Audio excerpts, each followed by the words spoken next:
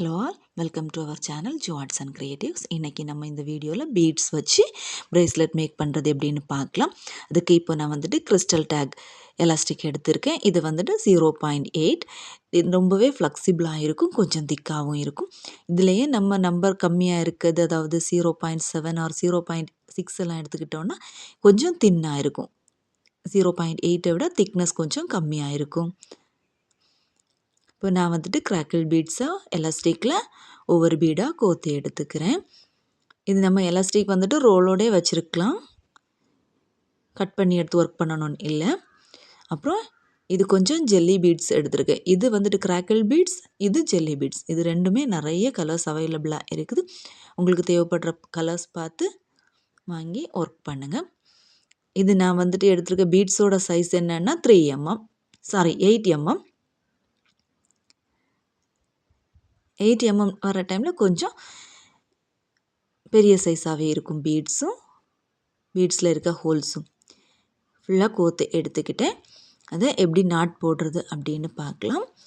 அதை ஃபர்ஸ்ட்டு நம்ம ஒரு சைடு இருக்கிற எலாஸ்டிக்கை இன்னொரு சைடு இருக்க எலாஸ்டிக் மேலே அப்படி கிராஸ் ஆகிட்டு வச்சுட்டு அதை ஒரு வாட்டி சுற்றி எடுப்போம். இது நார்மல் ஆகிட்டு போடுறது. இது நம்ம ப்ரேஸ்லெட்டுக்கு பண்ணுற டைமில் அதே இதை திரும்ப ஒரு வாட்டி கூட சுற்றி 2 times சுற்றி டைட்டாக இழுத்து விட்டுருக்குறோம். அப்போது கொஞ்சம் இறுக்கம் ஆகும். அப்புறம் திரும்பவும் ஒரு வாட்டி கூட இதே போல் எலாஸ்டிக்கை கிராஸ் ஆகிட்டு வச்சுட்டு 2 வாட்டி சுற்றி முடிச்சு போடுறோம். அப்போ இன்னுமே ஸ்ட்ராங் ஆகிட்டு கிடைக்கும். அப்புறம் ஒரு வாட்டி கூட நம்ம நார்மலாகிட்டு போடுற ஒரு வாட்டி சுற்றி ஒரு முடிச்சு போட்டு எடுத்துக்கலாம். டைட்டாக இழுத்து விட்டுட்டு ஒரு வாட்டி கூட டைட் ஆகிடுச்சு அப்படின்னு சொல்லிட்டு இழுத்து பார்த்து கன்ஃபார்ம் பண்ணிக்கலாம்.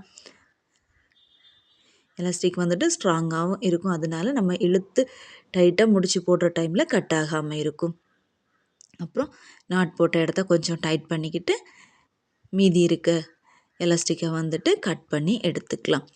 இப்போ நம்ம இப்படியே விடுறதா இருந்தால் எலாஸ்டிக் லைட்டாக வெளியே தெரியும், முடிச்சு போட்ட இடம். இப்படியே விடுறதுனாலும் ஓகே தான். இல்லைன்னா நம்ம அந்த முடிச்சு போட்டிருக்க இடத்துல கொஞ்சமாக க்ளூ போட்டு அப்படியே விட்டுறலாம். இல்லைன்னா நம்ம அந்த பீட்ஸோட உள்ளாடி விட்டு மறைச்சி விட்டுறலாம். அப்போ நம்ம எந்த இடத்துல நாட் போட்டிருக்கோம் அப்படின்றது பார்க்குற டைமில் வெளியே தெரியாது.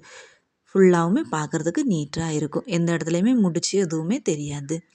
நம்ம எங்கே ஸ்டார்ட் பண்ணியிருக்கோம், எங்கே முடிச்சிருக்கோம், அந்த மாதிரி எதுவுமே தெரியாமல் இருக்கும்.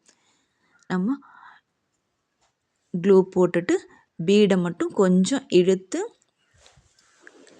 தள்ளி விட்டோன்னா அந்த முடிச்சு போட்ட இடம் பீடுக்கு உள்ளாடி போயிடும். அப்போ நம்ம கம்மு போட்டிருக்கிறதுனால அந்த பீடில் ஒட்டிக்கும். அதனால் முடிச்சு வெளியே வராது, கலந்து போகாமலும் இருக்கும். இது நான் சின்ன பிள்ளைங்க அளவுக்கு பண்ணியிருக்கேன். இது 8 mm பீடுக்கு ஒரு 20 பீட்ஸ் வரைக்கும் எடுத்தோன்னா ஒரு 10-15 வயசு பிள்ளைங்க வரைக்கும் போடுறதுக்கு கரெக்டாக இருக்கும். ஸ்கூல் பிள்ளைங்களுக்கெல்லாம் ஸ்கூலுக்கு போடுறதா இருந்தால் சாம்ஸ் எதுவும் போடாமல் இப்படி பிளெயின் ப்ரேஸ்லெட்டாகவே நம்ம ஒர்க் பண்ணி போட்டு விடலாம். பார்க்குறதுக்கு அழகாக இருக்கும். நம்ம ட்ரெஸ்ஸுக்கு மேட்சிங் ஆகிட்டு ட்ரெஸ்ஸுகளுக்கு கலர்லேயே போட்டு பீட்ஸ் போட்டு ஒர்க் பண்ணி